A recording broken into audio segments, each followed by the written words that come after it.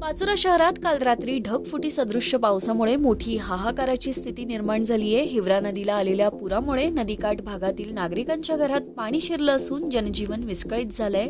प्रशासनाने लोकांना सतर्कतेचा इशारा दिलाय। नागरिक आपापली भांडी कुंडी खाण्यापिण्याच्या वस्तू घेऊन सुरक्षित स्थळी स्थलांतरित होत आहेत।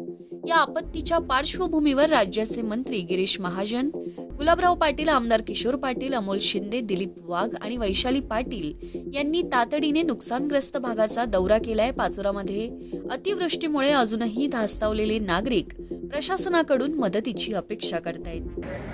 पाण्याचा प्रवाह रात्रीपासून प्रचंड प्रमाणात वाढला आहे। हजारो क्युसेक पाणी अचानक वाढल्यामुळे पाचोऱ्यातील जनता वसत भागात पाणी घुसले आणि कृष्णापूरमध्ये 2 गल्ल्या पण खाली गेलेल्या आहेत। नागरिकांना आवाहन करण्यात येतं की पाण्याचा प्रचंड अजून वाढणारच आहे, त्यामुळे आपली खबरदारी घ्यावी, पाण्याजवळ जाऊ नये, लहान मुलांना देखील आपण त्या ठिकाणी पाठवू नये ही खबरदारी घ्यावी, कारण अजून पाऊस वरती सुरू आहे। पाण्याचा प्रवाह अजून प्रचंड प्रमाणात वाढण्याची मोठी शक्यता आहे।